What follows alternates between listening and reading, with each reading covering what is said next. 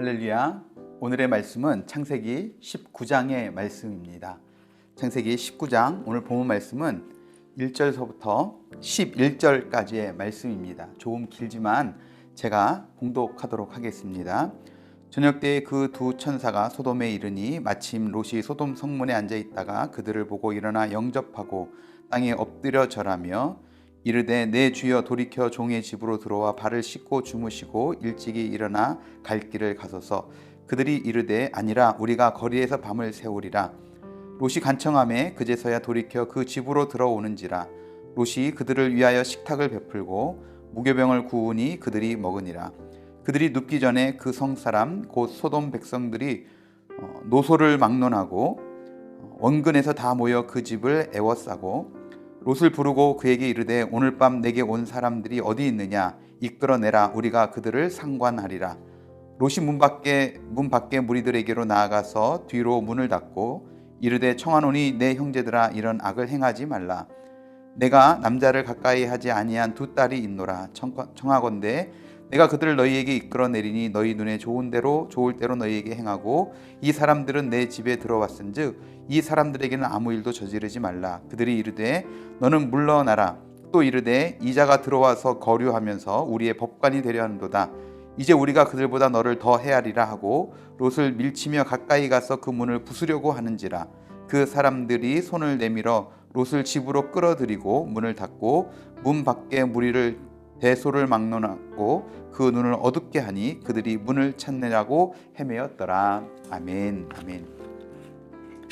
오늘 우리가 함께 보는 창세기 19장의 말씀을 통해서 우리는 소돔과 고모라가 왜 그리고 또 어떻게 멸망했는지와 또 모압과 암몬이 어떻게 출생했는지, 모압 족속과 암몬 족속의 출발이 어떠했었는지에 대해서 우리가 말씀을 통해서 알게 되어집니다.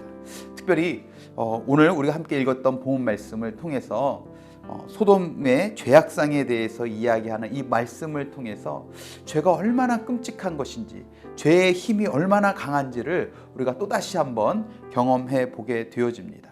하지만 그 죄의 힘과 죄의 영향이 아무리 크다 하지만 또 하나님의 은혜 가운데 살아갔던, 사실 오늘 말씀에는 등장하지 않지만 그 아브라함의 그 영향력이 이 19장 말씀 안에서도 계속 이어져 가는 것들을 보면서 저와 여러분의 삶이 그 아브라함처럼 정말 선한 영향력을 끼치는 귀하고 복된 삶이 될 수 있기를 주님의 이름으로 축원합니다.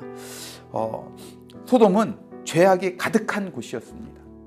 그러니까 죄의 문화로 또 죄악된 모습으로 가득했던 것이 소돔이다 하는 것이죠.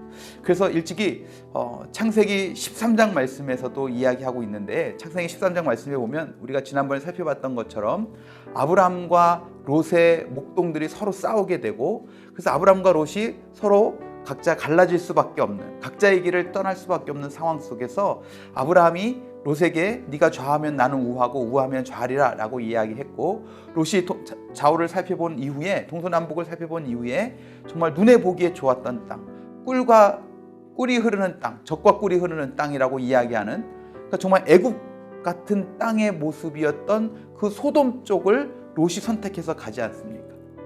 근데 결과적으로 보니까 롯이 선택했던 그 땅이 어떤 땅이었냐면, 눈에 보기에는 좋은 땅이고 기름진 땅이었을지 모르지만 그곳은 죄악의 땅이었다 하는 것입니다. 그래서 이 창세기 13장에서 13장 13절 말씀에 보면 이렇게 표현하고 있는 것을 보게 됩니다. 소돔 사람은 악하여 여호와 앞에 큰 죄인이었더라 라고 이야기해요.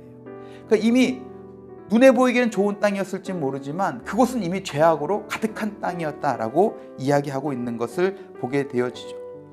결국 눈에는 좋은 땅이요, 성공의 기회가 있는 땅인 것 같고 정말 모든 것이 다 맞아떨어지는, 정말 내가 그곳에서만 가면 뭔가 잘 될 것 같은 그런 땅이었을지 모르지만 결국 죄악의 자리였고, 결국 그것은 멸망의 자리, 심판받을 자리였다 하는 것입니다.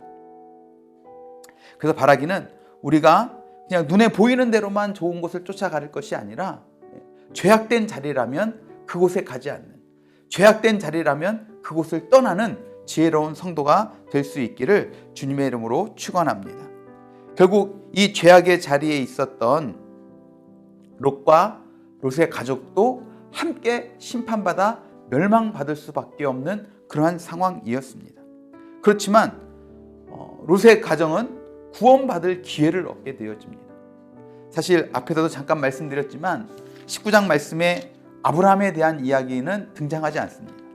18장에서 아브라함의 이야기, 20장에도 아브라함 이야기지만 19장에서는 아브라함의 이야기는 나오지 않아요. 하지만 아브라함의 이름이 등장하는데 19장 말씀을 읽으면서 제 마음을 가장 뜨겁게 했던 말씀이 사실은 이 아브라함의 이름이 나오고 있는 29절의 말씀의 내용입니다. 19장 29절 말씀에 보면 이렇게 이야기합니다. 하나님이 그 지역의 성을 멸하실 때 곧 롯이 거주하는 성을 엎으실 때에 하나님이 아브라함을 생각하사 롯을 그 엎으시는 중에서 내보내셨더라 라고 이야기해요. 하나님께서 롯을 구원해 주신 이유, 롯을 그 심판의 자리에서 내보내신 이유가 무엇이냐? 성경은 분명하게 이야기합니다. 하나님께서 아브라함을 생각하사 그렇게 이야기합니다. 물론 우리가 누군가를 대신해서 그 사람의 죄를 사해 주거나 그 사람을 천국에 가게 만들어 줄 수는 없습니다. 하지만 오늘 아브라함이 보여줬던 것처럼 누군가에게 나를 통해서 그가 구원받을 만한 기회를 얻게는 만들어 줄 수 있다 하는 거예요. 하나님께서 그 아브라함, 하나님 앞에서 의롭다 인정받았던 그 아브라함의 삶의 모습들을 기억하시면서 그 아브라함을 기억하셔서 그 아브라함의 조카였던 롯에게 구원받을 수 있는 기회를 허락해 주셨다는 겁니다. 하나님께서 부족하지만 저를 기억하시고 저를 통해서 누군가에게 구원받을 수 있는 기회를, 은혜를 체험할 수 있는 기회를 허락하신다니 그 얼마나 큰 은혜입니까? 얼마나 정말 주님 앞에 정말 귀한 것입니까? 바람이 있다면 하나님께서 아브라함을 기억하셨던 것처럼 저를 좀 그렇게 기억해 주셨으면 좋을 것 같아요. 저뿐만 아니라 오늘 이 영상을 통해서 함께 말씀을 듣고 있는 여러분도 하나님께서 여러분 한 사람 한 사람을 기억하셨으면 좋겠어요. 그래서 여러분을 기억하셔서 또 다른 누군가에게 구원의 통로로, 은혜의 통로로 쓰임받을 수 있다면 여러분 그것만큼 기쁘고 감사한 일이 어디 있겠습니까? 바라기는 아브라함이 그랬던 것처럼 저와 여러분도 정말 하나님 앞에서 기억하신 바 되어서 정말 은혜의 통로로, 구원의 통로로 쓰임받는 저와 여러분들이 될 수 있기를 주님의 이름으로 축원합니다. 자, 오늘 우리가 함께 읽었던 본문 말씀 속에서 나타나는 이 소돔의 죄악상을 모습 보면서 다시 한번 우리가 죄의 그 영향력이 어떠한지를 우리가 한번 생각해 보기를 원합니다. 죄가 얼마나 무서운지 오늘 본문 우리가 읽었던 4절 말씀에 보면 두 천사가 이제 소돔 땅에 옵니다. 소돔 땅에 와서 롯을 만나게 되고 롯이 그들을 강권해서 자기 집으로 모시고 오죠. 영접했어요. 그리고 음식을 대접합니다. 그랬더니 시간이 좀 지나자마자 그 소돔에 있는 원근에 있었던 많은 사람들이 다 롯의 집으로 몰려와서 그 집을 에워쌌다고 그랬어요. 왜요? 그 집에 온 손님, 그 두 사람을 끌어내라는 겁니다. 왜냐하면 말씀에 있는 대로 보면 상관하려고 그들을 찾는다는 거예요. 상관한다는 게 무엇입니까?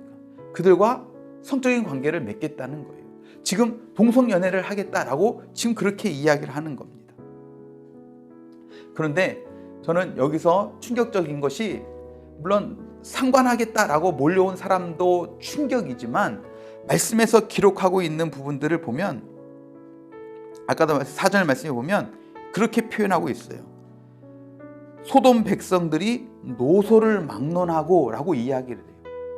노소를 막론하고 젊은 사람이나 나이든 성인이나 막론하고 모든 사람들이 다 몰려왔다는 거예요. 이게 뭘 이야기하냐면 이것이 죄가 아니라는 거예요. 그들에게 있어서만큼은 죄가 아니에요. 만약에 죄된 것이라고 안다면 어린 사람들을 데려오지 않았을 거예요. 젊은이들에겐 이야기하죠. 아마 몰래 왔지 않겠습니까? 근데 노소를 막론하고 모든 사람들이 왔다는 이야기는 그들의 문화가 죄악이었고 그들의 삶이 죄악이었다는 거예요. 죄가 죄인지도 모르고 그렇게 살아가는 모습이 그들 가운데 있었다 하는 겁니다. 여러분, 죄의 무서움이 이겁니다. 죄를 처음 지을 때는 그게 죄인 줄 알고 두렵고 떨리고 하지만 그 죄가 계속되다 보면 더 이상 죄가 되지 아니하고 삶이 되어지고 문화가 되어지고 그 죄악 가운데 살아가면서도 전혀 부끄러워하지 아니하며 죄를 짓고 살아가는 모습이 이 죄악된 모습 속에서 나타나는 무서움이다 하는 겁니다. 뿐만 아니라 그렇게 몰려왔던 그 사람들을 향해서 롯이 또 무엇이라고 이야기합니까? 8절 말씀에 보면 그렇게 이야기해요. 내게 남자를 가까이 하지 아니한 딸 둘이 있다는 거예요. 그런데 우리가 그 이후의 말씀에 보면 알지만 이 두 딸은 어떤 딸이었어요? 사위로 맞이할 사람이 있었던 딸들이었어요. 조금 있으면 이제 결혼해서 가정을 꾸리려고 했던 그 딸, 그 둘을 너희들에게 내줄 테니까 너희들이 마음대로 하라는 거예요. 이거 참 이해가 되지 않는 롯의 행동이기도 합니다. 하지만 그만큼 자기 집에 들어온 손님에 대해서 그들을 보호하려고 하는 롯의 마음은 알겠지만 쉽게 납득되지 않는 그런 행동이에요. 근데 롯은 어떻게 보자면 하나의 타협점을 찾고 싶었던 거예요. 이 죄악 가운데 있는 이들과 그 롯이 처한 그 상황 속에서 이들을 보호할 수 있고 이들로 하여금 뭔가 이 죄악에서 이겨낼 수 있는 방법이 무엇일까라고 찾았던 타협점이 자신의 두 딸을 내어주는 것이었어요. 근데 여러분 여기서 중요한 것이 있는데 무엇이냐면 여러분 죄악하고는 타협할 수 없다는 것입니다.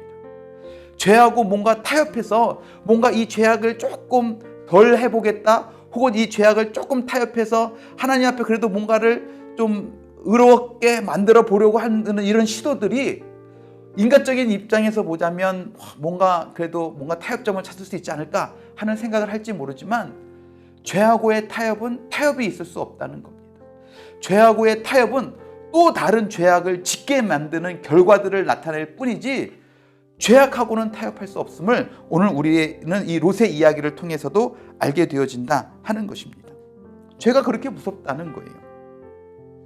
우리는 이처럼 죄악의 무서움을 알고 죄악의 자리 가운데 거하지 않는 저와 여러분들이 될 수 있기를 바랍니다.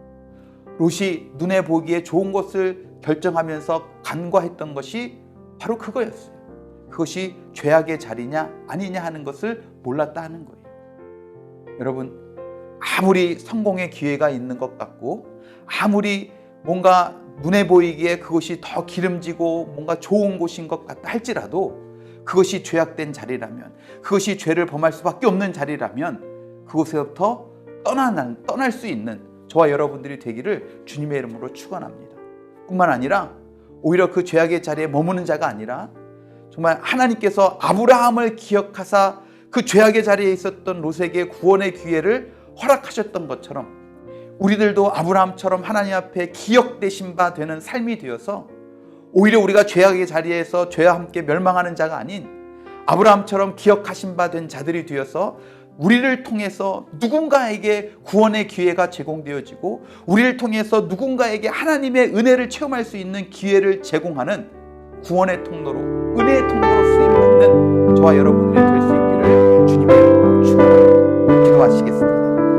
사랑과 은혜가 풍성하신 주님, 오늘 소돔이 멸망한 이 이야기들을 통해서 죄악이 얼마나 무서운 것인지를 우리가 다시 한번 생각해 보게 되어집니다. 하나님, 죄는 죄 가운데 빠져 살게 만들고 결국은 죄가 삶이 되고 문화가 되고 죄 가운데 있지만 죄 가운데 있는 줄 모르고 살아가게 만드는 것이 죄의 힘이고 죄하고는 타협할 수 없으며 죄는 또 다른 죄를 불러오는 타협은 또 다른 죄를 불러오는 모습임을 우리가 오늘 소돔과 고모라의 이야기를 통해서 깨닫게 되어집니다. 그래서 하나님, 우리가 죄악 가운데 있다면 그 자리를 얼른 떠나게 하여 주시고 오히려 죄악 가운데 머물다 함께 멸망당하고 심판당하는 자가 아닌 정말 아브라함처럼 하나님께 의롭다 인정받는 삶, 하나님께 기억하신 바 되는 삶이 되어서 오히려 우리의 삶을 통해서 누군가에게 구원의 기회를 제공하고 은혜의 제공을 하는, 은혜를 체험할 수 있는 제공을 하는 정말 귀한 은혜의 통로, 구원의 통로로 쓰임받을 수 있는 우리 모두가 될 수 있도록 주님 역사하여 주시옵소서. 하나님, 오늘 하루 가운데 그와 같은 은혜가 있기를 원합니다. 우리가 있는 삶의 자리에서 정말 하나님 보시기에 의롭게 살아가는 우리들의 모습들을 하나님께서 기억하시고 우리 때문에 누군가에게 구원의 은혜가 정말 하나님의 살아계신 체험할 수 있는 그런 은혜가 그들에게 흘러가는 귀한 통로로 쓰임받을 수 있도록 주님 역사하여 주시옵소서. 그렇게 우리 삶을 통해 역사하시고 일하실 주님을 찬양하고 기대하며 사랑이 많으신 예수 그리스도의 이름으로 간절히 기도드렸사옵나이다. 아멘, 아멘.